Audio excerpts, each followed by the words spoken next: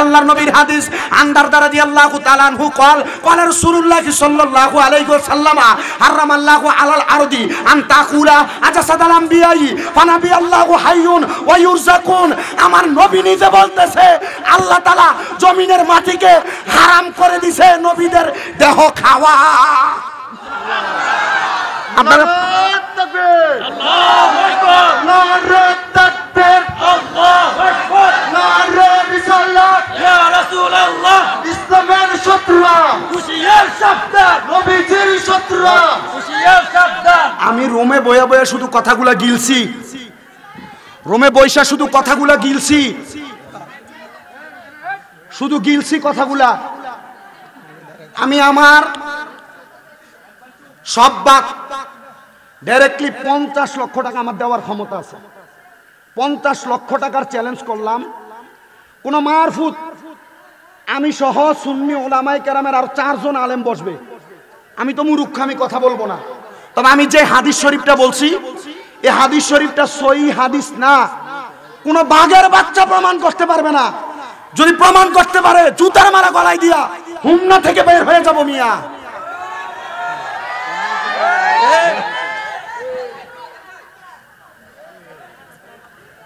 রসুল জিন্দা কবে মরবো আপনার কাছে প্রশ্ন থুইয়া গেছে না জি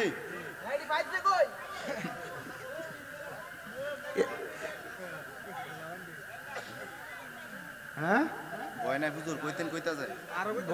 আরে আব্বা আমি কি বাইসেছি আমার বাড়ি কো কুমিল্লা এটা কুমিল্লা জেলার একটা থানা না বাইন্দালের গেম উঠায় দলিল দিতে হইব হয় আমারে বাইন্দা রাখবেন নয় তারা বাইন্দা রাখবেন সাধারণ পাবলিকের কাছে বিভ্রান্ত ছড়াইব কেন এ মূল কথাটা এখন বুঝছেন আমরা কোরআন হাদিস বুঝি না ওই কইয়া গেছে না যে আলেমের ভিতরে অনেক আইব দাড়ি টুপি পাঞ্জাবি সব আছে শয়তান এক জাত এখন এই হাদিস শরীফ থেকে বুঝেন শয়তান হেজাব আপনি তো হাদিস বলতে পারবেন না কইবেন হুজুর মেশকাতুল মাসাবি 121 নম্বর পৃষ্ঠায় বলে ডাইরেক্ট হাদিস আল্লাহ জমিনের মাটি রে হারাম করে দিছে নবীদের দেহ খাওয়া হারাম নবীদের দেহ খাওয়া হারাম কই শুধু হারাম না তো কই ফানাবি আল্লাহু অতঃপর নবীরা হাইয়ুন এরা জিন্দা ওয়া ইউরজাকুন এবং আল্লাহর পক্ষ থেকে রিজিক প্রাপ্ত হয় সুবহানাল্লাহ আমি যে প্রথম বছর আইছি আপনাদের কাছে এই ওয়াজ কইরা দিয়ে গেছি আপনারা মনে রাখতে না পারলে কোনো অসুবিধা নাই নবীরা জিন্দা না মরা জিন্দা হায়াতুন নবী হায়াতুন নবী আবার আপনাদের কাছে ফতোয়া দেয় না না জাহিরি ভাবে নবীরা না শুধু শহীদরাও জিন্দা আরে শহীদরাও না আপনার এলাকার যে লম্বা সম্মা মারা যায় এরাও তো জিন্দা বলে হুজুর কেমনে তো জিন্দা না হইলে কবরের ফাঁসা দিয়ে জানতে আসসালামু আলাইকুম ইয়া আহলাল কুবুর কে কান বা ফেরে সালাম দেন কথা কয় না কারণ সালাম দিলে তো সালামে জবাব দেওয়া ওয়াজিব কথা কয় না কেন সালাম দিলে তো সালামে জবাব দেন কি ওয়াজিব তোর করলে তো গুনাহগার হয় তো কবরের সামনে যে সালাম দেন কোন বাপে জবাব দেয়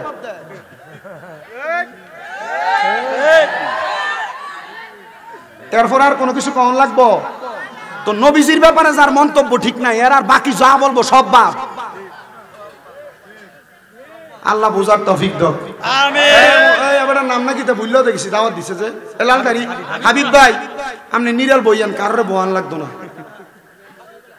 কারণ আপনি শুধু তামার একটু রেডি করেন না না আপনার অসুবিধা হইব তো নিয়ামতের কথা বুঝাইতে লাগছিলাম আপনার আর কোনো সন্দেহ আছে রে আর কোনো সন্দেহ আছে না চুপচাপ 50 লাখের চ্যালেঞ্জ দিয়ে দিবেন আঙ্গর সন্দেহ কয় লাখের চ্যালেঞ্জ 50 আমি দিমু আপনারা দেওয়া লাগবে না আমি দেব শুধু নবী মরা ফমান করব বা মরব কখন ফমান করব নবীরা মরে না নবীরা কি করে ইন্তেকাল করে কোন কি করে ইন্তেকাল করে আরবি গ্রামারে কইছে বাব ইনফালের জন্য ইন্তেকাল মানে মরা না স্থানান্তরিত হওয়া জায়গা পাল্টায় জায়গা আমাদের নবীও জায়গা পাল্টাইছেন আমাদের এটা বিশ্বাস ঠিক কি না ঠিক কি না আল্লাহ আমরা সবাইরে বোঝার তৌফিক দিই আমিন আর জোরে কোন আমিন আমিন আমার একটু জ্বর গতকালকে রাতে মাপ দিছি 104 ডিগ্রি 100 ওই দোকানপাট অফিস ফ্যাক্টরির মধ্যে যদি না যায়, মানুষটা ওই জায়গার মধ্যে একদিনের অনুপস্থিত থাকার কারণে তার একদিনের বেতন কাটে। আমার আল্লাহ এত দয়ার আল্লাহ, আমার আল্লাহ এত মায়ার আল্লাহ। আল্লাহ কয় বান্দার দলেরা, আমি আল্লাহ তাআলার ইবাদত তো তুমি করো না, আমি আল্লাহর ইবাদত থেকে তোমরা কত দূরে রইলা, কিন্তু আমি আল্লাহ তাআলা একদিনও তো তোমার একটা হাতকে লুলা বানাইলাম না, একটা চোখরে কানা বানাইলো না, আল্লাহ একটা কান্দে আমরা ডান্ডা বানাই দেয় নাই। মাবুদ কেন এমন অবস্থা করলেন? আপনি কি বান্দারে শাস্তি দিতে পারতেন না? আমার আল্লাহ তো বান্দারে শাস্তি দিতে পারত, কিন্তু আমার আল্লাহ কয় বান্দা আমি শাস্তি দেই না। বান্দা গুনাহ করতে করতে যখন পেরেশান হয়ে যাও, লা তাকুনা তুমি রাহমাতিল্লাহ, আমি আল্লাহ রহমত থেকে নিরাশ হইও না। ইন্নাল্লাহা ইয়াগফিরুয যুনুবা জামিআ, নিশ্চয় আমি আল্লাহ সকল প্রকার গুনাহ ক্ষমা করিয়া দেই। ইন্নাহু হুয়াল গফুরুর রাহিম, নিশ্চয় নিশ্চয় তিনি আল্লাহ যিনি ক্ষমাশীল এবং দয়ালু। জানতে চাই আমার ভাই বাবারা বন্ধুরা, ওই আল্লাহ তাআলা যে আমরার গুনাহগুলো ক্ষমা কইরা দেয়, আমরা সবাই ওই আল্লাহ তাআলা শুকরিয়া আদায় করার দরকার আছে না নাই? সাহাবায়ে কেরাম কয় নবী গো, ইয়া রাসূলুল্লাহ, ইয়া হাবিবাল্লাহ, নবী গো আপনার কাছে জানতে চাই আল্লাহ তাআলার নিয়ামতের প্রশংসা কেমনে আদায় করব? তো নবী কয় দুই মাধ্যম, এক নাম্বার বেশি কোরআন তেলাওয়াত, দুই নাম্বার বেশি বেশি আল্লাহর ইবাদত। এই দুইটা মাধ্যমে আল্লাহ তাআলার প্রশংসা করা যায়। আসেন জবান বন্ধ না রাইখা মুহাব্বতের আওয়াজে উচ্চ কণ্ঠে আল্লাহ তাআলার কোরআনের তেলাওয়াত করি আর জোরে জোরে পড়ি আউযু বিল ওয়া রাহমাতুল লিল মুমিনিন। জোরে কন্যা সুবহানাল্লাহ। আল্লাহ তাআলা ঘোষণা করেন অনুনাজ্জিলু মিনাল কোরআনি, এবং আমি কোরআন নাজিল করেছি। মারহাবা কইতেন না? মা হুয়া শিফাউ, আল্লাহ তাআলা এটাকে শেফা হিসেবে মানে রোগের নিরাময়কারী হিসেবে, ওয়া রাহমাতুল লিল মুমিনিন, কাদের রোগের নিরাময়কারী হিসেবে? মুমিনদের রোগের নিরাময়কারী হিসেবে আল্লাহ তাআলা কোরআন নাজিল করেছেন। ও মুসলমান, কোরআন কেমনে মুমিনের জন্য নিরাময়কারী? এবার রাসূল সাল্লাল্লাহু আলাইহি ওয়াসাল্লাম বলে, ও জগতের বান্দার দলেরা, ও জগতের উম্মতের দলেরা, যখন তোমরা আল্লাহ তাআলার কোরআনের দিকে তাকাইবা, তোমাদের যেই কোনো রোগের কথা স্মরণ হইলে আল্লাহ তাআলার কোরআনে তোমাদের সকল রোগের চিকিৎসা আছে। এবার আপনারা বলেন, আল্লাহ তাআলার কোরআনে আমাদের সকল রোগের শিফা আছে না নাই? আছে। আরো জোরে কোন আছে না নাই? ও বাবা, আমরা সমাজে কত ফতোয়া, হুজুররা দিয়া কোরআন খতম করান যাইতো না, হুজুররা দিয়া সাফা খতম করান যাইতো না, এত রকমের খতম নাকি হুজুররা বাইর করছে। কিন্তু কোরআনের ভিতরে অনেকগুলো আয়াত আছে, যে আয়াতগুলো পয়রা পয়রা কোন অসুস্থ ব্যক্তির সামনে যদি একটু ফু দেওয়া হয়, আল্লাহ তাআলা কোরআনুল কারীমের আয়াতের বরকতে দুনিয়ার ওই অসুস্থ মানুষটারে শেফা দান কইরা দেয়। আর উলামায়ে কেরাম এটার নাম দিতে সাফা খতম। আপনারা হয়তো জানেন, ও বাবা, কোরআনুল কারীমের কতগুলা কোরআনের আয়াত পড়ে, কিন্তু এর মধ্যে সর্বশ্রেষ্ঠ একটা সূরা হইল, যে সূরাটার নাম হলো সূরাতুল ফাতিহা। ওই সূরা ফাতিহার একটা না, দুইটা না, তিনটা না, আল্লাহ তাআলার কোরআনুল কারীমের সূরা ফাতিহার 19টা অর্থ হয়, 19টা অর্থ হয়। সূরা ফাতিহার 19টা অর্থের মধ্যে একটা অর্থ হইল উম্মুল কোরআন, উম্মুল কোরআন মানে কোরআনের মা। আর একটা অর্থ হইল আয়াতুশ শিফা, সূরা ফাতিহার একটা অর্থ হইল মানে রোগ নিরাময়ের সূরা। যদিও কখনো আলেম না পান, বলে হুজুর আলেমরারে দিয়া তাইলে কি লাগা আয়াত পড়ায়, আমরা ফললো তো ভাবতাম। আরে বেটা মনে রাখবা, উলামায়ে কেরাম হলো দুনিয়ার জমিনের মধ্যে ওমাইয়াকশাল্লাহু মিন ইবাদিহিল উলামা, দুনিয়াতে সবচাইতে বেশি আল্লাহকে ভয় করে আলেমরা। জোরে কোন সুবহানাল্লাহ। সবচাইতে বেশি ভয় করে আলেমরা, এজন্য আলেমরারে দিয়া মানুষ খতম পড়ায়। বলে মার কবরের সামনে মার লেগে ফুতে না বেশি করে ফেরা দোয়া করব। হ্যাঁ, ফুতে করে করলেও দোয়া হইব, কিন্তু আলেমরারে দিয়া করাইলে আল্লাহ দোয়াটা তাড়াতাড়ি কবুল করবে, এটার একটা গ্যারান্টি আছে, কারণ তারা আল্লাহরে বেশি ভয় করে। কিন্তু মুসলমান আলেম যদি আলেমের দাম না রাখতে পারে, আলেম যদি আলেমের সম্মান নিজেই মাটি দিয়া যায়, আলেম যদি আলেমের সম্মান নিজেরটা নিজে নষ্ট করে যায়, এটার জন্য তা আমরা দায়ী না। আমরা সব সময় চেষ্টা করি আলেম ওলামার দাম, আলেম ওলামার সম্মান বাড়াইয়া দিতে। ও মুসলমান, কুরআনুল কারীমের মধ্যে অনেক সূরা আছে, যে সূরার আয়াতগুলো তেলাওয়াত করলে আল্লাহ তাআলা শেফা দান করে। সালামুন কওলাম মির রাব্বির রহিম, সালামুন আলা ইব্রাহিম, সালামুন আলা ইয়াসিন, সালামুন আলা মুসা ওয়া হারুন। আছে না নাই? ওয়া শিফাউ লিমা ফিস, আছে না নাই? কথা কয় না। আসেনি আসেনি ওই কোরআনের প্রত্যেক জায়গার মধ্যে কেন মিয়া কথা কয় না কই যে কিতেছে এটা হচ্ছে আমার পুরো হোমনা দিয়ে আমার একটা ফাগলা ভক্ত কইতে গেছে জিগার নাম নেই গনিয়ার সর ওই আমি রামপুর এলো এটা আমি ওই মাতাত গেল এটা যা হে মাতাত গেল এটা যা কইতে পাগল বানাইছে আইছে আপনার কষ্ট হইতাছে বাবা আরো জোরে কোন কষ্ট হইতাছে তাহলে বলেন কোরআনের ভিতরে রোগের শেফা আছে না নাই জোরে কোন না আছে না নাই কেমন শেফা রাহমাতুল লিল আলামিন নবী শিখিয়ে দে উম্মত আল্লাহ তাআলার কোরআন যখন তোমরা তেলাওয়াত করবা এমন ভাবে তেলাওয়াত করবা যেন আমার আল্লাহ তাআলা তোমাদের মনের পুঙ্খানু ছোট বড় সব গুনাহ maaf করে দেয় তোমাদের আশা পূরণ করে দেয় তোমাদের মনের বেদনাগুলো আল্লাহ তাআলা শুইনা নেয় এবার রাহমাতের নবী কামলিওয়ালা নবী সিরাজুস সালিকিন নবী মুহাম্মদুর রাসূলুল্লাহর ঘোষণা ওগো উম্মতের দল ও উম্মতের দল এই কোরআন তোমাদেরকে দুনিয়া এবং আখিরাতের মুক্তির পথ হিসেবে আল্লাহ পাঠাইছে হুদাল্লিল মুত্তাকিন কোরআন তো মুত্তাকিদের জন্য পথ প্রদর্শক কোনটা সঙ্গে লাগা কথা কয় না কেন কোরআন কার লাগা পথ প্রদর্শক মুত্তাকিনদের জন্য হুদাল্লিল মুত্তাকিন মুত্তাকিদের জন্য পথ প্রদর্শক বলো হুজুর তাইলে কোরআন কেন অন্য মানুষ মানে যারা বাদ মানুষ তাদেরকে পথ প্রদর্শন করবে না বলে না না না কোরআনের আগে এই কোরআন তো মানবে পরে একজন বিধর্মী তারা কি আমরা ডাইরেক্ট কোরআনে দাওয়াত দিবে ডাইরেক্ট কোরআন শিখবো না এই ব্যক্তির কাছে ইসলামের মৌলিক বিষয়গুলো উপস্থাপন করা লাগবে যেগুলা শুই না একজন বিধর্মীর কাছে ভালো লাগবে তখন সে ইসলাম ধর্ম গ্রহণ করবে তখন তাকে ঈমানের ধারাবাহিকতা বুঝাইবেন তারপর কোরআনের মানে আমলের দিকগুলা বুঝাইবেন তখন সে কোরআন পড়বে ভালো ভালো দিকগুলা গ্রহণ করবে শুনেন বাবারাম এই কোরআন কেমন ভাবে একজন ব্যক্তির শেফার কারণ হয় আমি আপনাদেরকে শুধু সেই কথাগুলাই বোঝাইতে চেষ্টা করতেছি আল্লাহ তাআলার অনেক বান্দা দুনিয়াতে বসবাস করে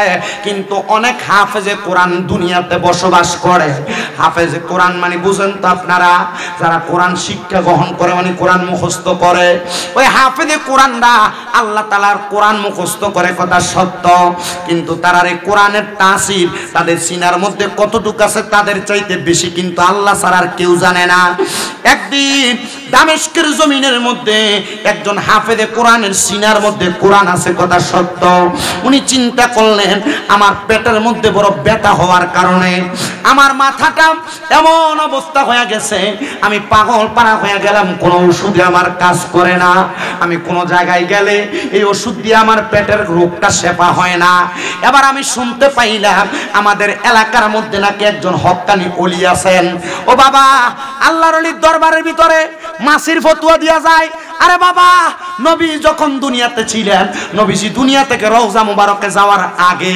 দুনিয়ার জমিনের ভিতরে এই দুনিয়াতে মাসির যে ফতোয়া মারে আপনার কাছে এগুলা তো আপনারা বুঝায় দিয়ে গেছে গা আপনারা এরপরে আর বুঝার মতো কারণ আপনি চিন্তা করতেছেন আর কইছে এটা সহি এটাই সহি না আরে বাবা মাজারওয়ালা এই ব্যক্তিগুলা তো আল্লাহর ওলি এই ব্যক্তিগুলা তো হক্কানি কিন্তু হ্যাঁ আরেকটা কাহিনী আছে আপনার এই অত্র অঞ্চলের ভিতরে বিভিন্ন জায়গায় মাজারের ভিতরে আছে না আল্লাহর ওলির নাম দিয়ে মাজারের ভিতরে বেরিয়ে দিয়ে গান কোয়া এর লাগা ওই এরারে বন্ধ করে কথা ঠিক আছে নি ভাই কথা ঠিক আছে নি মাজার মানে গান বাজনা না তো মাজার মানে আল্লাহর ওলির দরবার মানে গান বাজনা জায়গা না আল্লাহর ওলির দরবার মানে তরিকত শরীয়ত হাকিকত মারফত সব শিক্ষা গ্রহণের জায়গা সুবহানাল্লাহ নাই দো সুবহানাল্লাহ নাই দো আর গৌসে পাক আব্দুল কাদের জিলানীর দরবারে বেড়িয়ে গান কইতো না খাজা গরিবে নওয়াজের দরবারে বেড়িয়ে গান কইতো না এখনো কয় না হযরতে বাহাউদ্দিন নকশবন্দির দরবারে বেড়িয়ে গান কইতো না এখনো কয় না মুজাদ্দেদে আলফেসানির দরবারে এখনো বেড়িয়ে গান কয় নাই ভবিষ্যতে কইতো না মনে রাখেন বাবা মনে রাখেন মাথায়ও রাখেন আল্লাহর ওলিরা মানুষকে সত্য ধর্ম এবং দিন শিখাইতে আসে তো আল্লাহর ওলিরা হক এই আল্লাহর ওলিদের ওসিলা দিয়া যখন আমরা দোয়া করি তখন আমরার কাছে ওসিলা কই ফেলি ওসিলা দিতে কে কইছে ডাইরেক্ট আল্লাহর কাছে যাবি ওসিলা দিতে আল্লাহ কইছে আল্লাহর কোরআন ওয়াবতাকু ইলাইহিল ওসিলা আল্লাহ নিজে বলতেছে ওসিলা তালাশ করার জন্য আমরা আল্লাহর কথা মানি। বলেন কার কথা মানেন? ওয়াবতাগু ইলাইহিল ওয়াসিলা কি আমার কথা না আল্লাহর কোরআনের কথা? আমরা আল্লাহর কোরআনের কথা মানি। হাফেজ সাহেবরা জিগান, হাফেজ সাহেব আসেনি নে, আমরা অত হুজুরে জিগান, আমি মিছা কথা কয়ে যাইতেছি। আল্লাহর কোরআন বলে ওসিলা দেওয়ার জন্য। ওসিলা কাট দিবেন? হক্কানি রব্বানি ব্যক্তিদের ওসিলা দিবেন। কথা কোন না, হক্কানি রব্বানি ব্যক্তিদের ওসিলা দিবেন। কেমন ওসিলা দিবেন? এবার ওই হাফেজে কোরআন বলতেছে আমার পেটের মধ্যে বড় পীড়া, দামেস্কের জমিনে বড় মাপের আল্লাহর ওলি, ওই আল্লাহর ওলি উনার দরবারের মধ্যে কত মানুষ আসা যাওয়া করে, কত মানুষ আসা যাওয়া করে। ওই মানুষগুলা আল্লাহর ওলির কাছে যায় কত রকমের কথা বলে, কিন্তু বাবার আপনারা মনে রাখবেন সব সমস্যার সমাধান কইরা দেয় কে? জোরে বলেন না কে? আল্লাহ করে দেয়, কিন্তু আল্লাহর ওলিরা সামান্য ওসিলা মাত্র। ও বন্ধু, হাফেজে কোরআন বলে আমি নিয়ত করলাম, মনে মনে চিন্তা করলাম আমার পেটের মধ্যে তো এত ব্যথা, আগামীকালকে সকালবেলা আমি বাড়ির মধ্যে যায়া আল্লাহ তাআলার কোরআন তেলাওয়াত করব। এই কোরআন তেলাওয়াত করলে আল্লাহ তাআলা যদি এই আল্লাহর বলির ওসিলায়, আল্লাহর বন্ধুর ওসিলায় আমার পেটের পীড়া, আমার পেটের ব্যথা যেন আল্লাহ ভালো করে দেয়। ওই ছাত্র হাফেজে কোরআন উনি বলেন আমি আল্লাহর বন্ধুর মাজারের সামনে, মাকবারার সামনে দাঁড়ায়া দাঁড়ায়া আল্লাহ তাআলার কোরআন তেলাওয়াত করলাম। কোরআন তেলাওয়াত করার পরে আমি যখন তেলাওয়াত করতেছি হঠাৎ করে দেখলাম আস্তে আস্তে আমার পেটের ব্যথা নিবারণ হয়ে যাচ্ছে, আমার পেটের মধ্যে কোনো ব্যথা নাই। আমি বাড়িতে চলে গেলাম। যাওয়ার পরে হঠাৎ পরের দিন আমি লক্ষ্য করে দেখলাম আমার পেটের মধ্যে আবার পীড়া দিচ্ছে, পেটের মধ্যে আবার ব্যথা দিচ্ছে। এমন টাইমে আমি আবার নিয়ত করলাম হযরতে ফতে আলী সুবহানী রহমাতুল্লাহ আলাইহি নামক ওই আল্লাহর ওলির মাকবারার সামনে, মাজারের সামনে যায়া আমি আবার আল্লাহ তাআলার কোরআনুল কারীম তেলাওয়াত করব। উনি বলেন আমি দ্বিতীয় দিন আবার আল্লাহর ওলির মাকবারার সামনে যাইয়া আল্লাহ তাআলার কোরআন তেলাওয়াত করতে লাগলাম। কোরআন যখন তেলাওয়াত করতেছি আবার আমার আল্লাহ তাআলা আমার পেটের ব্যথা নিবারণ করে দিছে।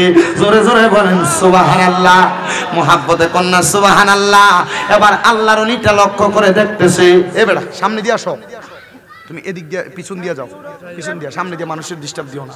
আল্লাহর ওলির মাকবারার সামনে আমি যখন দ্বিতীয়বার কোরআন তেলাওয়াত করলাম আমার পেটের ব্যথা নিবারণ হয়ে গেছে। এবার আমি চলে গেলাম, কিন্তু তৃতীয় দিন আমি লক্ষ্য করে দেখলাম আমার পেটের মধ্যে আরো ব্যথা। আমি আবার আল্লাহর ওলির মাকবারার সামনে দাঁড়ায়া দাঁড়ায়া আল্লাহ তাআলার কোরআন তেলাওয়াত করা শুরু করলাম। কিন্তু অন্যদিন আমি যখন কোরআন তেলাওয়াত করতাম আমার পেটের ব্যথা সাথে সাথে নিবারণ হয়ে যাইত, কিন্তু আর আমার পেটের ব্যথা নিবারণ হচ্ছে না, মানে পেটের ব্যথা যায় না।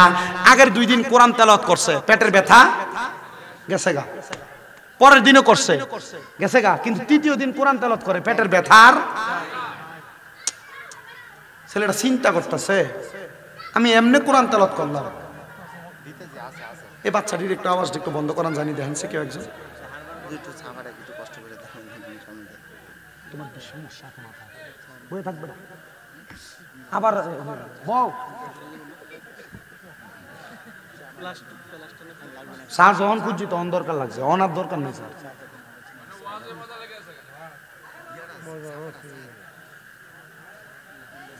প্রথম দিন কোরআন তেলাওয়াত করছে, পেটের ব্যথা কি হয়ে গেছে? দ্বিতীয় দিন করছে তখন পেটের ব্যথা, কিন্তু তৃতীয় দিন কোরআন তেলাওয়াত করে পেটের ব্যথা আর যায় না, পেটের ব্যথার। অন্যদিন যে পরিমাণ কোরআন তেলাওয়াত করতো তার চাইতে 4 ডবল কোরআন তেলাওয়াত করে ফেলাইছে, কিন্তু পেটের ব্যথাই যাইতেছে না। ছেলেটা ডাক দিয়ে বলে আমি আরো বেশি কোরআন তেলাওয়াত করতে লাগলাম, আমার পেটের ব্যথা নিবারণ হয় না। আমি যখন কোরআন তেলাওয়াত করতেছি আবার আমার পেটের ব্যথা নিবারণ হয় না, আমার মাথাটা একটু গরম হয়ে গেছে। আমি এমন টাইমে ওই আল্লাহর ওলির মাকবারার পাশে, মানে মাজারের পাশে, কবরের পাশে আমি একটা বেত দেখা এটা হাতের মধ্যে নিয়া আল্লাহর ওলির মাজারের উপরে, মাকবারার উপরে আমি ঠাস ঠাস করে 3টা বাড়ি মারছি। 3টা বাড়ি মারছে, তিনটা বাড়ি মাইরা আমি রাগান্বিত হয়ে হাতের বেতনা নিয়া আমি সামনের দিকে যাইতেছি। হাইরে যখন আমি সামনের দিকে যাই দেখলাম আমার চোখের সামনে একজন ব্যক্তি দাঁড়ায় গেছে। ওই ব্যক্তির শরীরের কাপড়গুলা এলোমেলো, দেখতেও তত সুন্দর লাগে না, যেটা আমরা পাগল মনে করি। একবারে পাগলের মতো আমার সামনে দাঁড়ায় গেছে। আমি জিগাইলাম, কে আপনি? পরিচয় কি গো, আপনার পরিচয় কি? উনি ডাক দিয়া কয়, আমার পরিচয় জানা লাগবে না রে হাফেজ সাহেব। এত রাগান্বিত, হাতের মধ্যে ব্যাট নিয়ে যাও কই? বলে পেটের মধ্যে বড় ব্যথা, সামনে চাইকা সরো, নচেত এই ব্যাট দিয়া তোমারে আঘাত করব। এবার পাগলা ডাক দিয়া কয়, তুমি মনে করছো কবরের উপর বাড়ি দিয়া বাচ্চা গেছো আর আমারে বাড়ি দিয়া বাচ্চা যাইবা? না না না, বাঁচতে পারবা না। হাফেজ সাহেবকে আমি এমন কথা শুই না থমকায় গেলাম। আমি আর তার সাথে কথা বাড়াইলাম না। আমি বললাম, আমি যে কবরে বাড়ি দিছি কেউ তো দেখেন নাই, আপনি দেখলেন কেমনে? আমারে ডাক দিয়া কয়, বাবা পেটের মধ্যে ব্যথা, আগে তোমার ব্যথাটা তুমি সারাইতে চাও কিনা বলো। বলে হুজুর সারাইতে চাই। এবার ওই হাফেজ সাহেব ডাক দিয়া কয়, ওই পাগল ব্যক্তিটা কি যেন কইরা আমার পেটের মধ্যে ওনার হাতটা বুলিয়ে দিছে। বুলানোর সাথে সাথে আমার পেটের মধ্যে যে ব্যথা ছিল ওই ব্যথাটা নিবারণ হয়ে গেছে। আমার পেটে কোনো ব্যথা নাই। আর আমারে বলছে, আর কোনোদিন আমার পেটের মধ্যে ব্যথা হবে না, আমার পেটে ব্যথা হবে না। এই কথাটা বলার সাথে সাথে আমি একটা লাফ দিয়া ওই পাগল ব্যক্তিটার পায়ের মধ্যে ধরে ফালাইছি। আমি বললাম, হুজুর, ও আমার প্রাণের হুজুর, আমি আপনার কদমের মধ্যে ধরে বলি গো হুজুর, আপনার কদমে ধরে বলি হুজুর, আপনি বলেন না আমার পেটের ব্যথা আপনি যে ভালো করে দিলেন, আপনি এমন কি আল্লাহর ওলি? আমি তো এতদিন পর্যন্ত মরা ওলির কবরের ভিতরে যে কোরআন পড়ছি, আমি আপনার এতদিন পর্যন্ত চিনি নাই। উনি ডাক দিয়ে কয়ে, পাওটা আগে ছাড়ো, তারপর আমার পরিচয় জানো। উনি আবার পাওটা ছাড়ার পরে ওই পাগল ব্যক্তিটা বলে, এবার তুমি আমার দিকে একটু তাকাও। এই তাকাও কথাটা বইলা ওই পাগল ব্যক্তিটা পিঠের মধ্য থেকে পিছন দিক থেকে ফিরা, পিঠের উপর থেকে কাপড়টা ফিরিয়ে দিয়া ডাক দিয়ে কই, তাকায় দেখো তো আমার পিঠের মধ্যে কয়টা দাগ দেখা যায়? বলে, আপনার পিঠের মধ্যে দাগ দেখা যায় 3টা। এরে হাফেজে কোরআন, ওই কবরের মধ্যে বাড়ি দিছিলা কয়টা? বলে, বাড়ি দিছিলাম 3টা। বলে, 3টা বাড়ি আমার পিঠের ভিতরে লাইগা রইছে রে, আমি তোর বাড়িগুলা সহ্য করতে পারি নাই। তুই যখন বাড়ি দিয়া আমার কবরের সামনে তাইকা চইলা আসো, আমি আমার মাওলার কাছে ফরিয়াদ জানাইছি, আল্লাহ আমার একবার ক্ষমতা দাও, আমি দুনিয়াতে যাইয়া ওই হাফেজে কোরআন রে তার পেটের ব্যথাটার জন্য আরেকবার দোয়া কইরা দিয়ে আসি। হাফেজে কোরআন কয়, বুঝলাম না, আমি তো কবরের সামনে বাড়ি দিছি, কবরের মধ্যে বাড়ি দিছি, আপনার পিঠে আসলো কেমনে? আর আপনি বা কেন আমার পেটের ব্যথা 2বার বালা হয়েছে, 3য়বার বালা করাইলেন না? ডাক দিয়া কয়, বাবারে ব্যথা তো মাফ করার মালিক আল্লাহ, ব্যথা দেওয়ার মালিক আল্লাহ। কথা কোন, কথা কোন, কথা কোন। আমার এত রোগ হয়, এতে জ্বর হইয়া রয়েছে। গত পরশুদিন মাহফিল করছি, পরশুদিন এত করলাম বাঞ্ছারামপুর করিকান্দি আছেন, বাঞ্ছারামপুর করিকান্দি ফেরিঘাটের এখানে স্টেজ থেকে নামার পরে দাঁড়াইতে পারতেছি না, গাও একবারে থরথর করে কাঁপতাছে। ড্রাইভারে কইলাম, তাড়াতাড়ি যে কোনো ফার্মেসির সামনে আমার দাঁড় করাইছে। তেমন বারুতের মতো টাইনা গেছে গৌরীপুর পর্যন্ত। গৌরীপুর পর্যন্ত যায়া তো মোটামুটি এক হসপিটালের সামনে নিয়ে ঢুকাইছে। এনে যাও না, আমার কাছে ডাক্তার আছে, আপনারা হয়তো পরীক্ষা টরীক্ষা দিব, রক্ত পরীক্ষা করতে হবে। কইছি, বুঝছি গাড়ি ঘুরে আসলে তো রক্ত বাইর করে নেবে, এটা আমার কাছে ভালো লাগতো না। এমনি একবার রক্ত দিছি আলহামদুলিল্লাহ, কিন্তু আমার সে এটা আমার কাছে ভালো লাগতো না। জ্বর হয়েছে ঠিক আছে, আগে বাইর যাই, এরপরে দেখতাম, এমনি কোনো কামটাম হইতো না। আমি কইছি, তাওয়াক্কাল তো আল্লাহ ওয়া রাসূল, আগে বাড়ির যাই।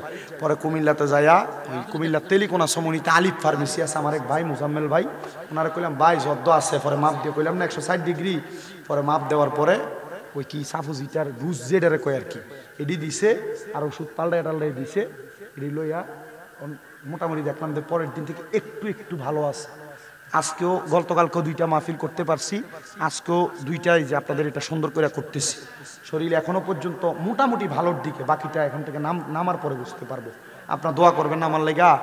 আমি শুধু আমি কইলাম যে আল্লাহ, আমি যদি ওয়াজ মাহফিলে না যাইতে পারি, মানুষ আমারে বাজে বলবে, শরীর অসুস্থ হয়ে গেলে মানুষ বোঝে না, আসলেই বোঝে না। আমার গত কয় তারিখ চুনারুঘাট মাহফিল, আমি মাহফিল কমিটিতে কইলাম, ও আমার তো শরীরটা ভালো না, আমার 9টার মধ্যে মাইক দিয়ে দিয়েন। কৌজু 9:30 মাইক দিব, আমরা আইয়েন 9:30 দিব কয়ে নিছে তো, আর আমার ইষ্টতে নেয় না 9:30 দিন, নিতে নিতে নিচে 10টা। আমি মোটামুটি কইছি হুজুর একটু কালেকশন আছে, আমি 1 ঘন্টা 20 মিনিট ওয়াজ করে আমি কালেকশনে ঢুকছি, 1 ঘন্টা 40 মিনিট হয়ে গেছে। 1 ঘন্টা 40 মিনিট পরে কালেকশন জন করে সারছি, হুজুর ওই আমরা মাদ্রাসার লেগে আর কত কালেকশন করেন। তার মানে কি সে আমার অসুস্থতা বুঝছে? এর কথা আমি হুজুর টিয়া দিয়ে আনছি, বদুল্লা টিয়া দিয়ে আনছি বদুল্লা। এরপরে দেখেন এই কালেকশন করে দেওয়ার পরে মুনাজাত দিমু, এরা হুজুর একটু জিকির করেন না। আমি বললাম তোর বিবেক নাই, তোর আকল নাই। তো পরে এতটুক বোঝাইলাম যে কোনো মাহফিল কমিটি বক্তাদের কষ্ট বুঝবে না। আমি ওয়াজ করবো, আপনার বাড়িতে দিয়ে কিন্তু মোটামুটি যার যেমন ঘুমায় যাবেন না। আমি কিন্তু এখান থেকে যাইতে যে মনে করেন 2.5 ঘন্টা একবার আমার হিসাব দেয়, এখান থেকে কুমিল্লা যেতে 2.5 ঘন্টা লাগে। কিন্তু এই যে কুয়াশা, দিনের বেলার হিসাব করছেন 2.5 ঘন্টা, কিন্তু সামনে যে ফাঁসার দূরে দেখা যায় না, গাড়ির সামনে ফাঁসার দূরে দেখা যায় না, কয়ার দূরে দেখা যায় না, ফাঁসার দূরে দেখা যায় না। তখন আর কেমন 2.5 ঘন্টাতে কুমিল্লা যাই, তখন চাইতে দিতে ফজর। তো রাতের ঘুম কি আর দিনে হারায়? আমরা তো মোটামুটি মনে করেন হুজুরে বহুত টিয়া লয়ে দেখে এটাই মানুষের সয়ে দেয়, যে পরিশ্রম করে এটা আর সয়ে দেয় না। কই আপনার কাছে তো গত বছর দাওয়াত দিয়ে গেছে, আমার মাত্র 2-1টা ফলামাইন বাড়াইতেন, ভাড়াইছেন না তো প্রত্যেকে, কি দরকার না। যা কই বাবু যেমনি আছি এমনি আলহামদুলিল্লাহ, আমিন কোন আর জোরে কোন আমিন। আপনারা ফাড়াইলেও আছেন, না ফাড়াইলেও আছেন। গত পরশুদিন আমার মাদ্রাসার মাহফিল হয়েছে, 1 লগে 50 জন সবক লইছে, মারহাবা কয় না তো। 1 লগে কয়জন সবক লইছে? 50 জন। এই মাদ্রাসায় ছাত্রই আছে 375 জন। এক মাদ্রাসার কথা কইছে, আমার মাদ্রাসা 6টা। যে হুজুরে বড় বড় লিকচার ফিটটা দা, হুজুরে জিজ্ঞেন হুজুর আপনার মাদ্রাসা কয়টা? এরা নিয়ে নিয়ে ঢাকা ফ্ল্যাট কিনে, বাড়ি কিনে, কথা কন না কা।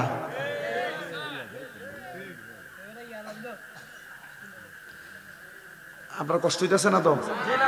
আমি আপনারা আর বেশিক্ষণ কষ্ট দিতাম না।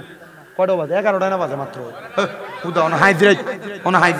আল্লাহ কবুল করো। একটু দরুদ শরীফ পড়েন। সালাতুন ইয়া রাসূলুল্লাহ আলাইকুম সালামুন ইয়া হাবিবাল্লাহ আলাইকুম সালাতুন ইয়া রাসূলুল্লাহ আলাইকুম সালামুন ইয়া হাবিবাল্লাহ।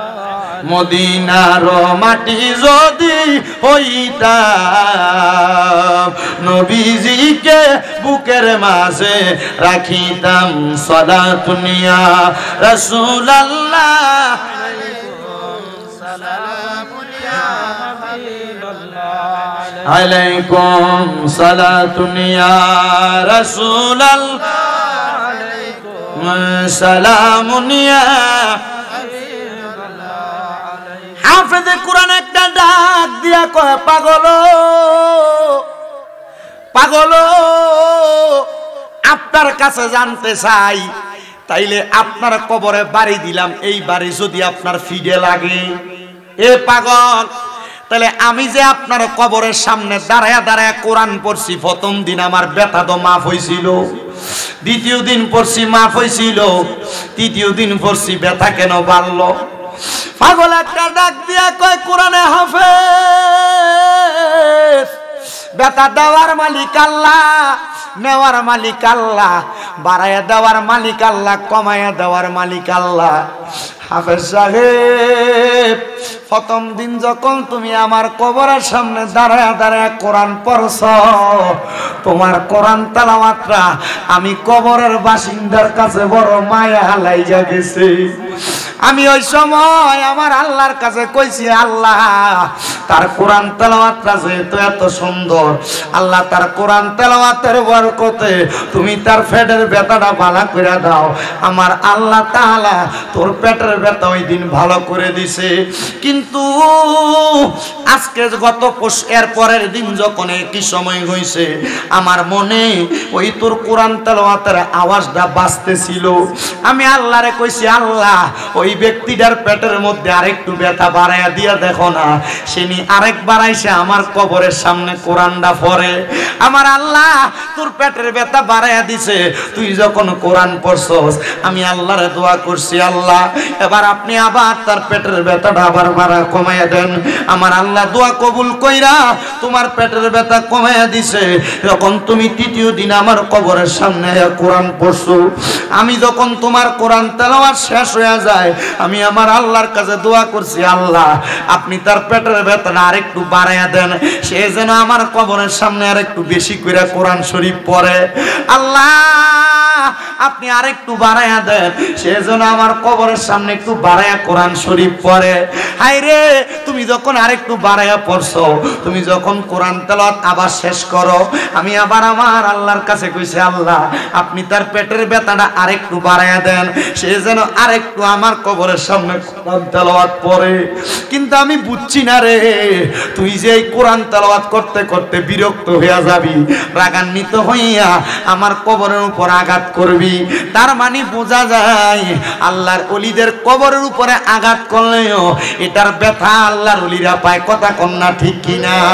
অনেক মুনাফিকেরা, অনেক বেঈমানেরা গত কয়েকদিন সরকার পতনের পরে দেখছেন নি আপনারা, জানি না মাজারের মধ্যে হামলা চালাইছে, আল্লাহর ওলির মাজার ভাঙতে গেছে। আরে অনেক মানুষ এটার বিরোধিতা করছে, আমি কিন্তু বিরোধিতা করছি না।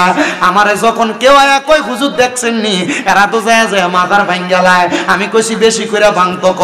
বলে হুজুর মাইটা কেমন কথা কন? আমি কইছি এরা মাজার ভাঙতে গেছে, মাজার কিন্তু ভাঙছে না। কয় হুজুর কেন গো? আমি কইলাম এরা তো মাজার ভাঙতে দেয়, শুধু উপরের ইট পাথরটি সরাইছে। এরারে কইয়া দেখো 3.5 হাত মাটির তল পর্যন্ত যাইতে যাইয়া দেখবো ওই জায়গার মধ্যে মাজারওয়ালা তিনি শুয়া রইছে রে, তাজা আল্লাহর ওলিরা শুয়া রইছে। আরে কেউ শেষ পর্যন্ত ভাঙ্গে নাই, উপর দিয়া ভাঙ্গা ভাঙ্গা চলে আসছে, রাতের অন্ধকারে সোরার মতো যায় যায় ভাঙছে। ঘোষণা দিয়া যদি সুন্নিরা আর আল্লাহর ওলির মাজার ভাঙতে যাইতো, আল্লাহর কসম সুন্নিরাও তাদেরকে প্রতিহত করত। মনে রাখবেন, আমার আল্লাহর নবী ঘোষণা করে, আল্লাহ তাআলা হাদিসে কুদসির মাধ্যমে জানায়া দেয়, মান আদানি ওয়ালিয়ান ফাকাদ আযামতুহু বিল হারব। আমার আল্লাহর বন্ধুদের সাথে যারা দুশমনি করে, আল্লাহর ওলিদের সাথে যারা বেয়াদবি করে, আমার আল্লাহ কয় আমি আল্লাহ নিজে তার লগে যুদ্ধের ঘোষণা করি। এবার আপনারা বলেন বাবারা, আল্লাহর ওলির লগে বেয়াদবি করলে যদি আমার আল্লাহ যুদ্ধ ঘোষণা করে, আল্লাহর লগে যুদ্ধ করার ক্ষমতা দুনিয়ার কোনো মানুষের আসেনি রে বাবা? নাই নাই নাই।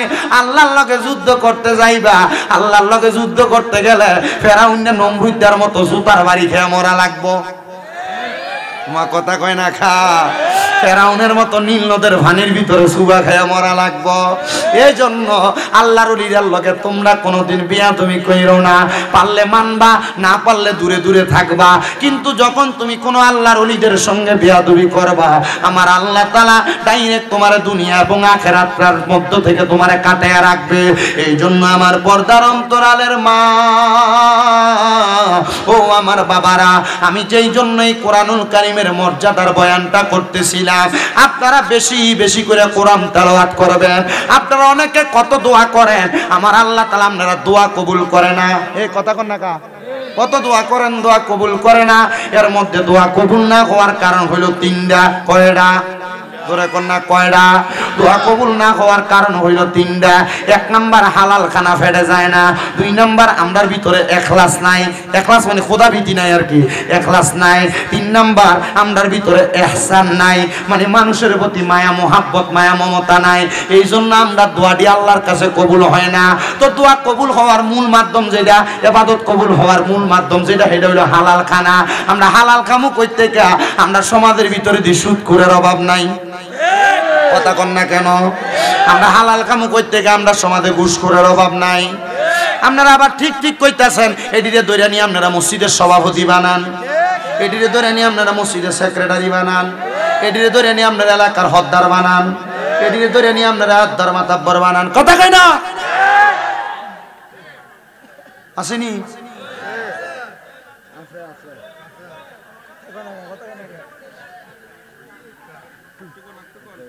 যদি কয় সুৎকা সভাপতি মানে সুৎকা, মসজিদের সাপ ডালা দিয়ে দিছে বেটা, মসজিদের রডটি দিছে আর লেগে বেটা সভাপতি।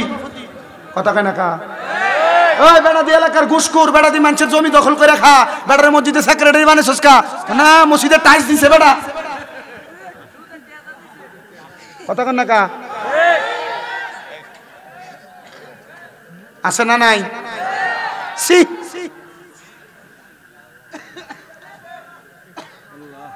আপনার কষ্ট হইতেছে? আসেনি এমন? কম না বেশি? এলাকা হদ্দারি করে এবারটা, এবারটার বাইবাতিতে জমি দখল করে রাখা, এবারটা মানুষের বিচার করতো হিসাব তোর ফল এবারটা।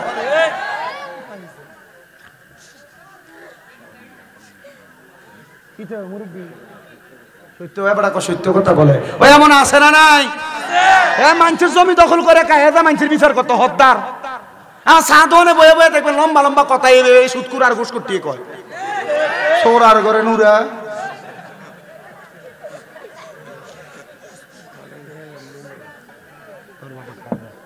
আছে না নাই? আবার দেখবেন এই রামপুরের বাজারে দেইয়া মুরগা কিনতে আপনি দেশিটা কিনতে পারতেন না, আপনি কিনতে পারতেন না, এবার এক মোড়ে কিনে মুরগার দাম 3000, এবার কয় 3500 মধ্যে কি আমনে 3000 তো বেশ হইলে কষ্ট হয়ে দেবো। আমার ইচ্ছে হয়েছে আধা মনে এক সমানে কিনে ঠিক আছে। এটি করতে কি আইছে? কথা কয় না? আছে না নাই? আছে না নাই? তাইলে দোয়া কবুল হওয়ার যে সত্য, এমন হারাম খাওয়াইনারা হাজার দোয়া করলে দোয়া কবুল করত। কথা কোন কবুল করত?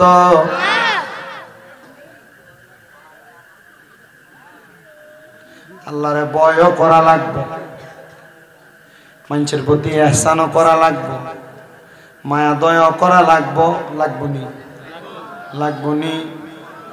অনেক মা বোনেরা দোয়া করে কবুল হয় না। মা বোনেরা মনোযোগ দিয়ে শোনো গো মা, তোমরা জান্নাতে যাওয়া বড় সহজ গো মা। আল্লাহর নবী শিখিয়ে দেয়, কোন মহিলা যদি 4 কাম করে জান্নাতি। কয় কাম? নবী গো 4 কাম কি? নবী কয় 1 নাম্বার কোন মহিলা যদি পর্দা করে, 2 নাম্বার কোন মহিলা নামাজ পড়ে 5 ওয়াক্ত, 3 নাম্বার কোন মহিলা রোজা রাখে, 4 নাম্বার কোন মহিলা যদি স্বামীর আদেশ অমান্য না করে। তাহলে এই মহিলার জান্নাত একবারে সহজ। এ মহিলার চাইতে বড় আল্লাহর ওলি দুনিয়াত নাই। মারহাবা কোন? মারহাবা কোন?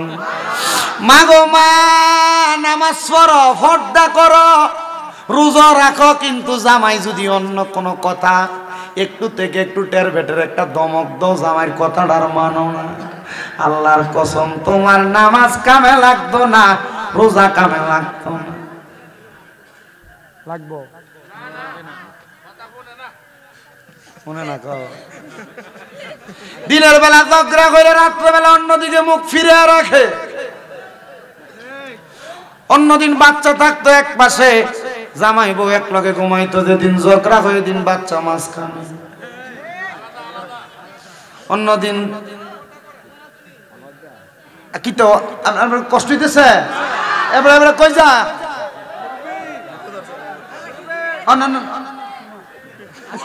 তারা ধরে রাখতে কষ্ট।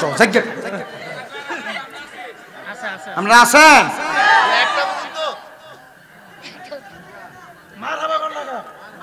কয় না তোমার হাবা বেটা কইয়াতে মুর্শিদ ভাই আরো জোরে কোন মার হাওয়া। অন্যদিন জামাই বউ ঘুমাইতো 2 বালিশে, কিন্তু যেদিন ঝগড়া করে মাঝখান দিয়ে বালিশ একটা বাইরে জায়গা। মা বোন দোয়া কবুল হইব কেমনে? আপনি কত দোয়া করেন, ঘর থেকে রোগ বালা মুসিবত ছাড়ে না। আরে ছাড়বো কেমনে মা? আপনি তো আপনার জামাইয়ের মন খুশি রাখতে পারছেন না। কথা কন আমার বাবারা, আমার বন্ধুরা, ও পর্দার অন্তরালের মা বোনেরা, দোয়া কবুল হওয়ার মূল মাধ্যমের ভিতরে আরেকটা মাধ্যম, স্বামীর মনটারে খুশি রাখা লাগবো। স্বামীর মনটা যদি অখুশি রেখে আপনি রাত্রবেলা ঘুমান, আমার আল্লাহর আযাবের ফেরেশতারা আপনারে লানত দিব। মহিলারা স্বামীর আদেশ মানতে চায় না, স্বামী তাদেরকে কত রকমের আদেশ করে শুনতে চায় না, কিন্তু আল্লাহর নবী বলে কোন মহিলা তাদের স্বামীর আদেশ ছাড়া বাবার বাড়ি তো যাইতে পারবে না। কিন্তু বাবার বাড়ি দূরের কথা, বেটি পুরা হুমনা বাজার ঘুরে চললাই জামাইয়ের খবরও থাকে না। 3 বছর দাবাত দিতেন না, দিলে কি তৈব?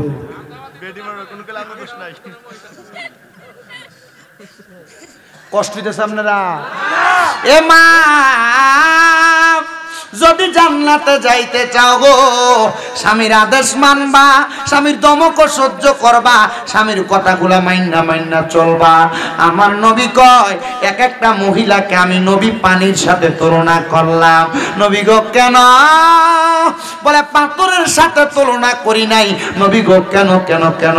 বলে পাথর যেই কোনো জায়গায় রাখা যায় না, কিন্তু পানিকে যেই পাত্রে রাখবা সেই পাত্রের মধ্যে থাকবে।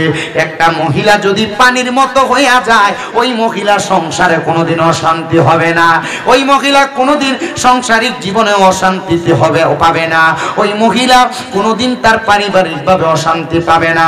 এই জন্য আমার খুলনার মা বোনেরা, রামপুরের মহিলারা, আপনারা কোনোদিন আপনাদের স্বামীর অমান্য করবেন না, স্বামীর অবাধ্য হবেন না, স্বামীর কথা অমান্য কইরা চলবেন না। দেখবেন গো মা, শান্তির অভাব হবে না।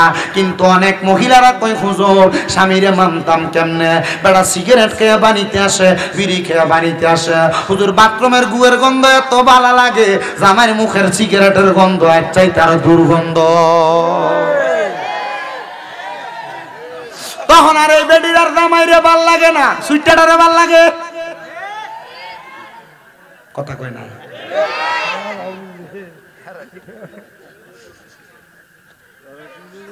আপনার মুখের ভিতরে দুর্গন্ধ, ফসা গন্ধ। আপনার বউ আপনার রাত্রবেলা গেলে আপনার পাশি দিয়ে শুইব কেমন? আপনি আমার কোন বেডির ভাল লাগে না, তখন আর এটা বন্ধ করার লাগবো না। আল্লাহর দোহাই লাগে, যে পোলা পান অথবা যে ভাইয়েরা সিগারেট খায় এরা জিজ্ঞাসা করে দেখেন শিক্ষক কার কাছে। একদিন আমার এক ভাইয়ে কইছিল, কোন রকম একটা টান দিয়ে দেহস না, একদিন কোন রকম একটা টান দিয়ে দেহস না, তারা বানাইছে।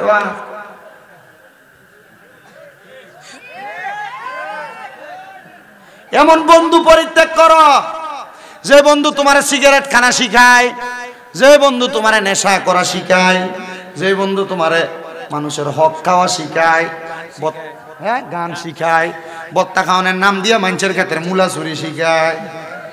এ কথা কয় না? আছে না নাই?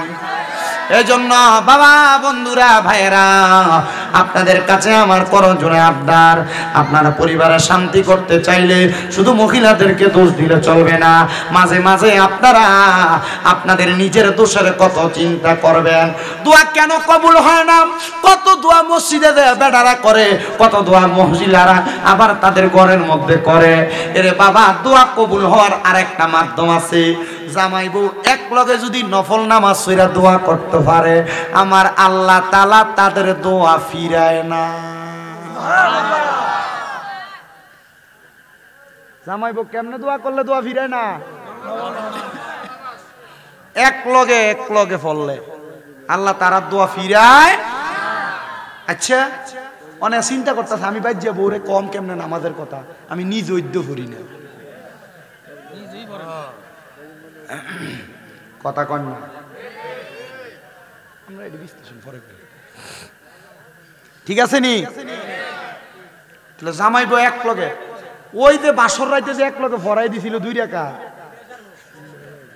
আর কোনদিন ফরছে কিনা সন্দেহ। করার দরকার আছে না নাই? দরকার আছে না নাই?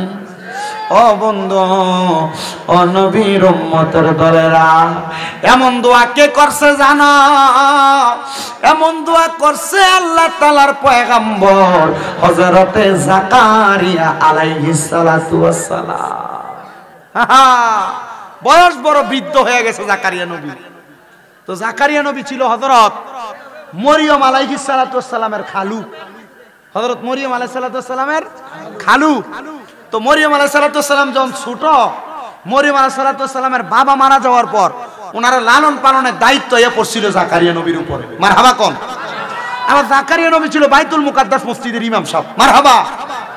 4 জন ইমামের ভিতরে উনি একজন ইমাম। মরিয়ম আলাইহিস সালামের বাবা ছিল আরেকজন ইমাম, উনি মারা গেছেন, উনি ছিলেন দ্বিতীয় নাম্বার। মারহাবা। হযরত জাকারিয়া পয়গম্বর মরিয়ম আলাইহিস সালাম রে কুলে পিঠে করে মানুষ করার পরে যখন মরিয়ম আলাইহিস সালাম বড় হয়ে গেছে, জাকারিয়া পয়গম্বর আমার আল্লাহর কাছে দোয়া করে, আল্লাহ আমার মরিয়ম এখন আর আমার কাছে নাই গো আল্লাহ, আল্লাহ তুমি যদি আমার একটা ইবাদিকা সলিহিন নেক সন্তান দিতা, তাহলে আমি জাকারিয়া নবীর মনের আশাটা পূরণ হইতো, আমার কলিজা ঠান্ডা হইতো। জাকারিয়া নবী দোয়া কইরা কানতে কানতে বাড়িতে গেছে, চোখের পানি মুছতে মুছতে। জাকারিয়া নবীর স্ত্রী জাকারিয়া নবীরে দেখা ডাক দিয়া কই, স্বামী গো এমন ভাবে কান্না করতেছেন, কান্না করার কারণটা কি জানতে চাই। ডাক দিয়া কই, স্ত্রী এমন ভাবে কান্না করার কারণটা তুমি জানতে চাও? আমি কান্দি আল্লাহ যেন আমার একটা সন্তান দেয়। বলে কেন? কারণ একটা সন্তানের দোয়ার কারণে আল্লাহ তাআলা মা বাপরে মাফ কইরা দেয়। হাই রে, আপনি না নবী, আপনারে কি লেগে মাফ করা লাগবে? উনি কয় না রে না, সন্তানের প্রতি মায়া কোন মা বাবার নাই? অনেক পোলাপান মনে করে মা বাপ সন্তানরে বেশি বেশি এখানে সেখানে গেলে বারবার ফোন দিয়া দিয়া কয় তাড়াতাড়ি বাড়িতে আয়। এটা এমনি কয় না রে, মা বাপ চিন্তা করে পুত্রানি ওই জায়গায় বেশিক্ষণ থাকলে কোনো বিপদ হইয়া যায়, পুত্রানি ওই জায়গার মধ্যে বেশিক্ষণ থাকলে কোনো বিপদে পড়া যায়। সন্তান মাঝে মাঝে মা বাপ এই কথা বললে তুমি মা বাপরে ধমক দিয়া কও, কিছু হইতো না, আমি আইতাছি, রাহো রাওকে ফোনটা কাইটা দাও। না না না, মনে রাখবা যারার মা বাপ নাই এরারে কেউ ফোন দিয়া খবর লয় না, এরারে ফোন দিয়া কেউ খোঁজ খবর লয় না। এজন্য আবদার জানাই রে ও আমার রামপুরের বাবারা, মা বাপ যদি তোমরা এমন ফোন দিয়া খবর লয়, আম্মা আব্বারে কখনো তোমরা ধমক দিও না। এমন অনেক সন্তান তো আছে মা বাপ যদি কোনো বিষয় বুঝিয়া কইতো চায়, সন্তান ধমক দিয়া বয়ালায়, কয় তুমি বয়া তাও তুমি বুঝো না। আরে তারা বুঝে না, তুই ফুতে বুঝো, মা বাপের মতো তুমি ফুতে বেশি বুঝো না। আম্মা আব্বা বুড়া হয়ে গেলে এদের থেকে পরামর্শ নিবে, এদেরকে অবহেলা করে চলবা না। মনে রাখবা বুড়া মানুষের এক বুদ্ধি তোমার 10 বুদ্ধিও তোমার কারাইতো না। এজন্য সবার কাছে আমার আবদার, বৃদ্ধ মা বাবারে অবহেলা করিস না, বৃদ্ধ মা বাপরে বড় মায়া করবি, আদর যত্ন করবি। হযরত জাকারিয়া নবীর স্ত্রী ডাক দিয়া কই, স্বামী আপনি যদি আমারে বলেন গো, আমরা স্বামী স্ত্রী দুইজন মিলে আল্লাহর কাছে দোয়া কইরাম। এতদিন তো আপনি বাইতুল মুকাদ্দাসে দোয়া করছেন, আমি আমার ঘরে বইসা দোয়া করছি। আজকে রাত্রবেলা আমরা স্বামী স্ত্রী দুইজন বইসা দোয়া করব, দেখবেন দোয়া কবুল করব। অনেক মহিলারা সন্তান হয় না, আমি বলবো স্বামীরে নিয়ে একসাথে রাত্রবেলা তাহাজ্জুদ নামাজ পড়বা, দেখবা আমার আল্লাহ তাআলা সন্তান দান করব। অনেক মহিলাদের ঘরের মধ্যে বরকত হয় না, আমি বলবো জামাইরে নিয়ে একলগে ঘরের মধ্যে নামাজ পড়বা। অনেক মহিলার ঘরের মধ্যে রোগ বালা মুসিবত ছাড়ে না, আমি কমু জামাইটারে নিয়ে একসাথে নফল নামাজ পড়বা, ঘরের ভিতরে রোগ বালা মুসিবত থাকবে না, তোমরা নামাজ আর দোয়ার বরকতে আল্লাহ তাআলা সব দূরে দিব। এবার আপনারা বলেন, আল্লাহর নিয়ামত অর্জনের জন্য স্বামী স্ত্রী একটাই কে করে ইবাদত করার দরকার আছে না নাই? জাকারিয়া নবীর স্ত্রী এবং জাকারিয়া নবী একসাথে দোয়া করে। দোয়া করার পরে আল্লাহ তাআলা জাকারিয়া নবী এবং ওনার স্ত্রীর দোয়া কবুল করে ফেলছে। আল্লাহ তাআলা বাণী পৌঁছায় দেয়, জাকারিয়া তোমাদেরকে একটা সন্তান দেওয়া হবে। জাকারিয়া নবীকে আল্লাহ সন্তান দিতা তো দিতা, আরো আগে দিতা, কিন্তু এখন আমার বয়স বৃদ্ধ বয়স, তুমি আমার সন্তান দিবা। আলহামদুলিল্লাহ। এ জাকারিয়া যখন সন্তান দেই নাই বলছি দেব না, তখনও বলতে আলহামদুলিল্লাহ, আবার এখনো কো আলহামদুলিল্লাহ। আল্লাহ তাআলা জাকারিয়া নবীর খুশি হয়ে একটা ছেলে সন্তান দান করছে। আবার কইলেন না। ছেলে সন্তান দান করার পরে জাকারিয়া পয়গাম্বর আল্লাহ তাআলার কাছে দোয়া করছি। জাকারিয়া নবীর ছেলেটা আস্তে আস্তে বড় হয়েছে 7 বছর। কয় বছর? জাকারিয়া নবীর ঘর দুইটা, একটা ইবাদতখানা আর একটা হলো আলাদা সাইডের মধ্যে ইবাদতের জায়গা, একটা ইবাদতখানা আর একটা নিজে থাকার জায়গা। জাকারিয়া নবী বলে সন্তানের 7 বছর বয়স, আমি আমার থাকার ঘরের মধ্য থেকে রাত্রবেলা বের হওয়ার পর রাতে আর ঘরে যাই নাই, আমি আমার ইবাদতখানার মধ্যে ইবাদত করতে করতে সময় কাটিয়ে দিছি। দেখবেন সকালবেলা ঘুম থেকে ওইটা সন্তানেরা বাবারে না দেখলে মাঝে মাঝে কান্দে। ছোট মানুষ কান্দে না, কান্না করে। তো জাকারিয়া নবীর সন্তান ঘুম থেকে জাগ্রত হইয়া জাকারিয়া নবীর সন্তানও কান্দে, মা আব্বাজান কোথায়? মা জননী দেখা দিতে তোমার আব্বাজান ওই ঘরের মধ্যে। এবার মা জননীর কথা শুই না 7 বছরের ছেলে হাঁটতে হাঁটতে ঘরের মধ্যে প্রবেশ করলেন। এবার জাকারিয়া নবীর সন্তান জাকারিয়া নবীর কাছে যায় দেখতেছে ওই ঘরের মধ্যে জাকারিয়া নবী নামাজের সেজদার মধ্যে মাথা ফালাইয়া রাখছে। সন্তান জাকারিয়া নবীর বাবরি কাটা চুলগুলার মধ্যে ছোট মানুষ তো বোঝে না, দুই আলগি দিয়া তুলছে আর তাকে দেখে জাকারিয়া নবীর চোখগুলা বড় বড় লাল হইয়া গেছে আর চোখগুলা দিয়া বায়া বায়া পানি পড়তাছে। ছেলে জিগায় আব্বা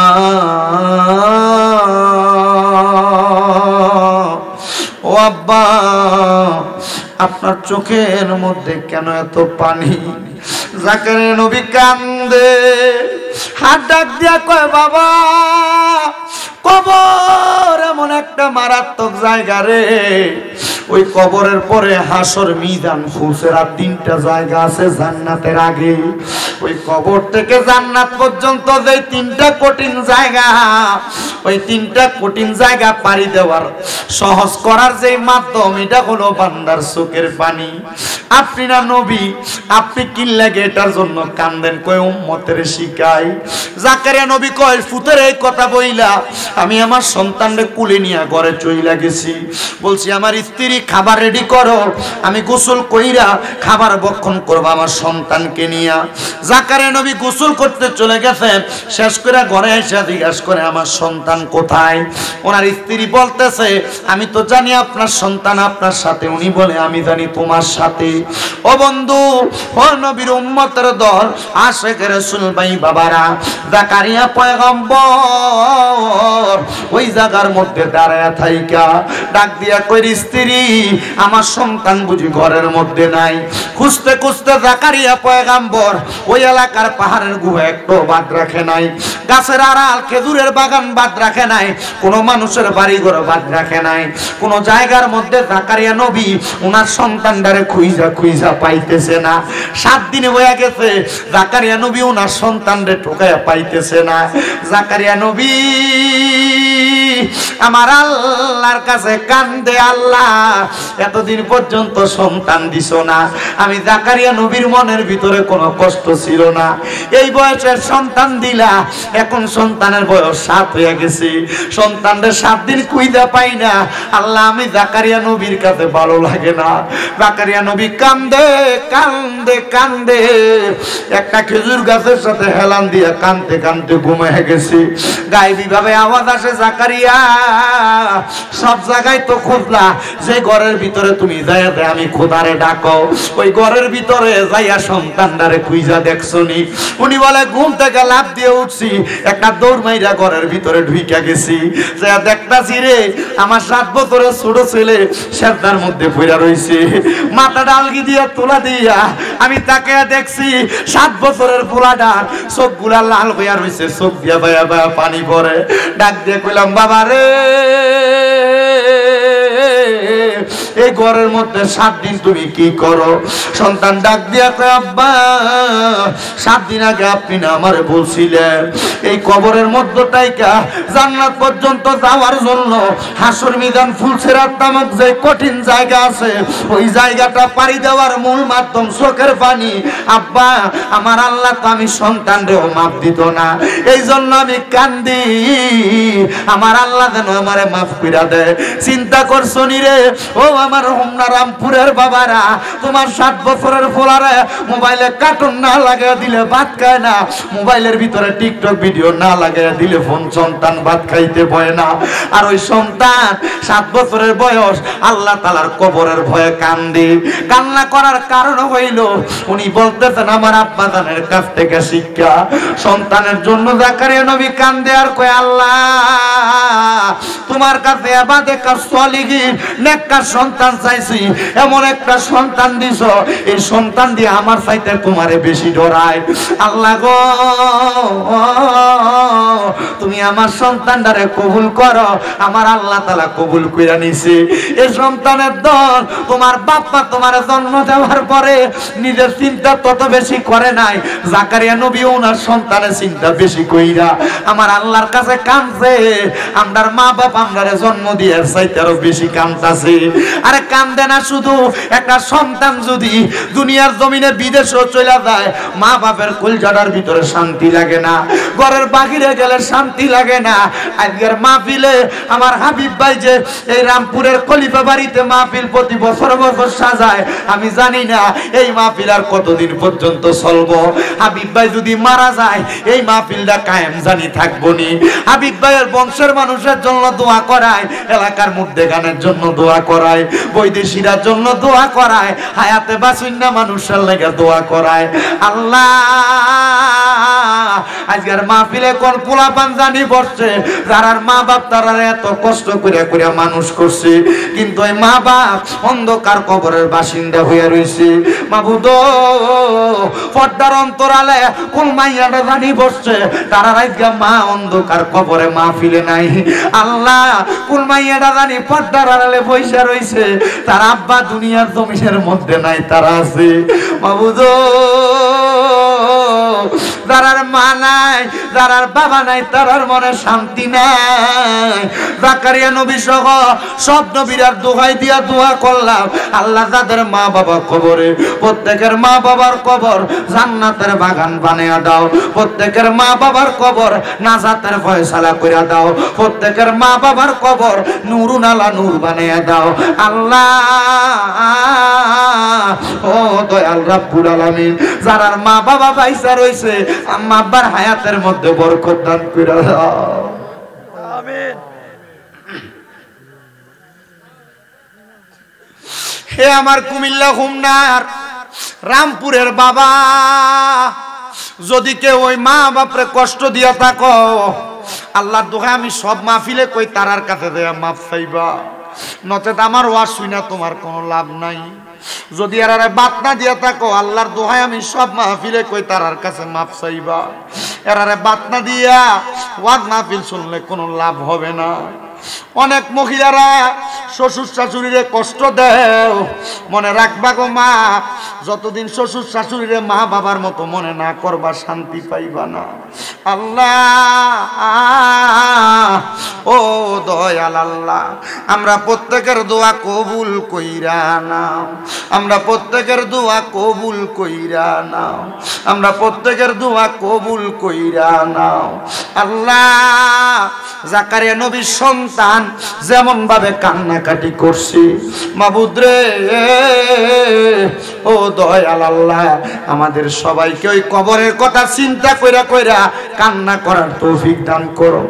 এ কাইন্দো রে বাবা কাইন্দো, কেন জাননি আমার নবী কয় দুনিয়াতে যেই ব্যক্তি দৈনিক মাত্র 20 বার মরণের কথা স্মরণ করবে ওই ব্যক্তি যদি ওই দিন মারা যায় আমার আল্লাহ তারে শহীদের মর্যাদা দিয়া দেয়, আমার আল্লাহ তারে শহীদের মর্যাদা দিয়া দেয়।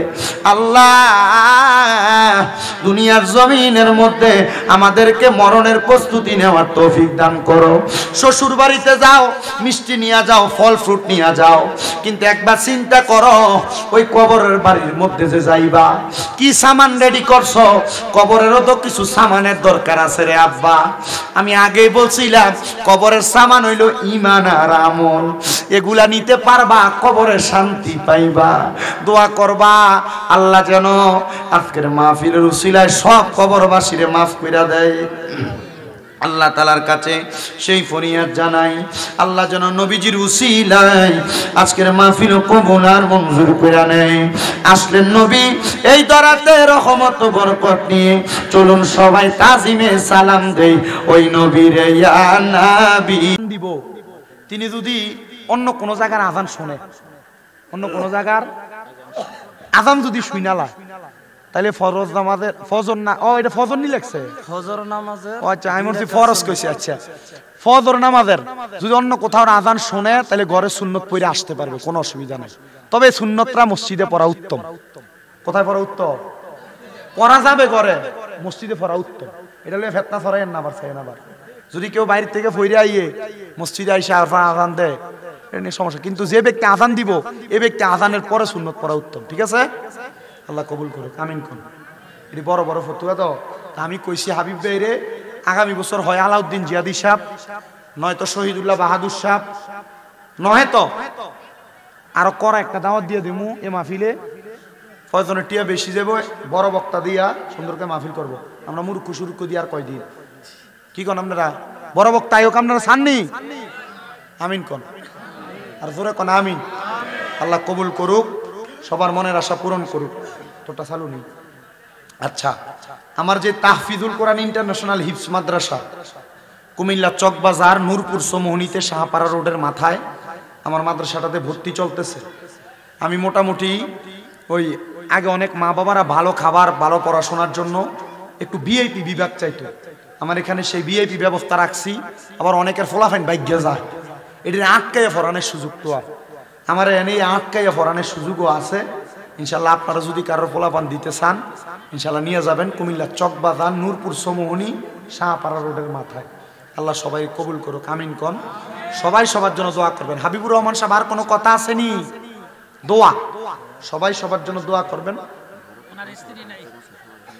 আচ্ছা, আর একটা কথা বলি, আপনারা যারা বাহিরেও আছেন এই যে মসজিদের এখানে, মনে কষ্ট নিয়ে নেই, আপনারা মুনাজাতের পরে সিরিয়ালটা সুন্দর করে ঘুরে বসে যাবেন।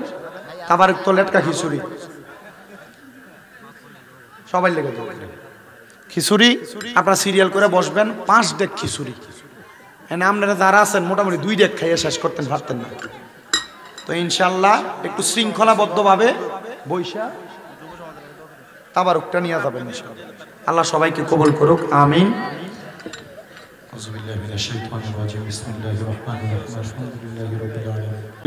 রব্বিল আলামিন, আসসালাতু ওয়াসসালামু আলা রাসূলিহিল কারীম। রব্বানা আতিনা ফিদ দুনিয়া হাসানাতাও ওয়া ফিল আখিরাতি হাসানাতাও ওয়া কিনা আযাবান নার। মাবুদ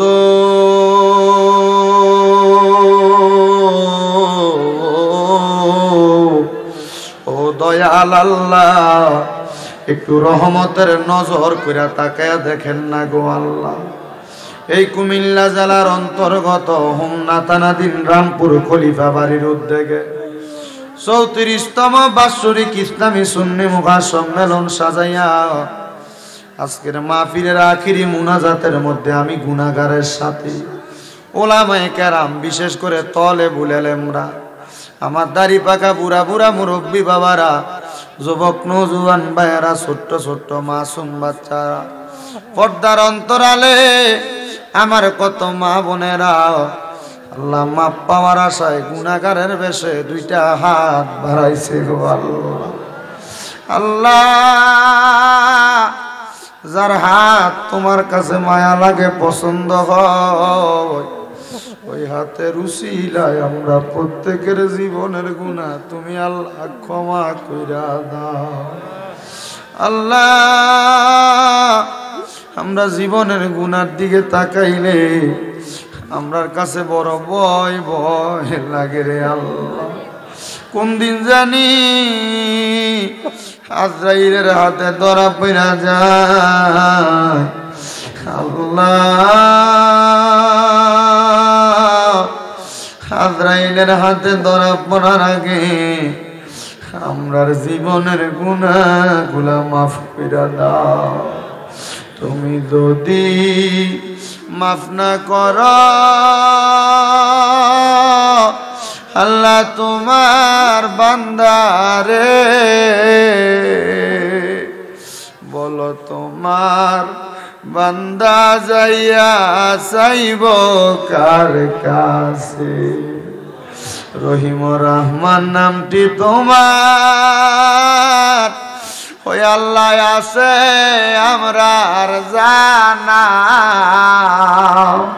সেই নামেরু সিলাই গুনাহ করে দাও ক্ষমা মাবুদ আজকের মুনাজাতে কে জানি হাত বাড়াইছে কার জানি জগতের মধ্যে বাবা নাই যেই বাবা রিস্কা চালাইয়া মাটি খাইতে মাথার গাম পায়ে পালাইয়া সন্তানলে মানুষের মতো মানুষ করার জন্য আব্বা নিজের রক্তরে পানি করছি এমন আব্বা যাদের কবরে আব্বার কবর জান্নাতের বাগান বানায়া দাও মনিব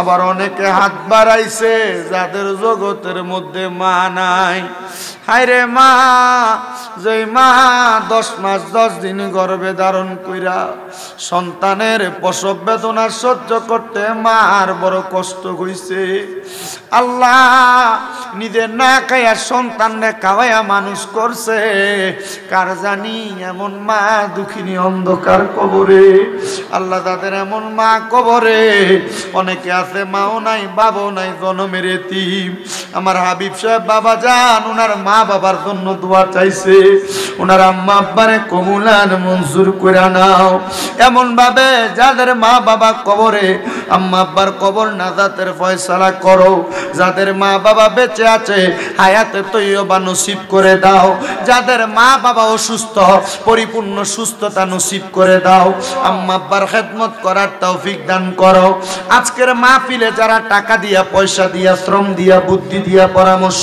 দিয়া মাইক দিয়া লাইট দিয়া প্যান্ডেল দিয়া বিশেষ করে সম্মানিত মিডিয়ার ভাইয়েরা আমার শ্রোতাবিন্দুরা পর্দার অন্তরালের মা বোনেরা আল্লাহ অনেক প্রবাসী ভাইয়েরা বিদেশ থেকে দোয়া চায় আমার প্রবাসীদের খাস দোয়া কবুল মঞ্জুর করো প্রবাসীদের মনের আশা পূরণ করো প্রবাসীদের হায়াতে ইমানে আমলে জিন্দেগি নসিব করে দাও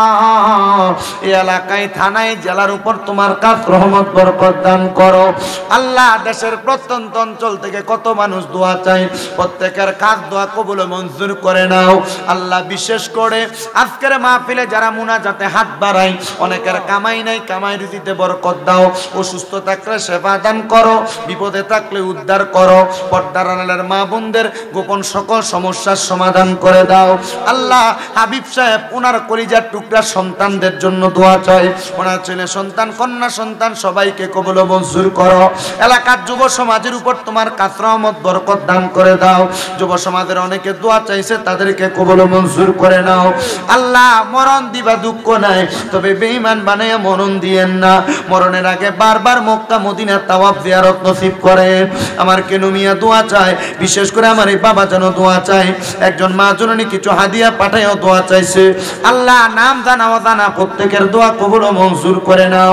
রাব্বুল আলামিন মরণের আগে বারবার নবীজির নূরানি চেহারা মুবারক দেখাইয়া আখিরি জবানে মধুর কালেমা পড়াইয়া দিয়েন লা ইলাহা ইল্লাল্লাহু মুহাম্মাদুর রাসূল।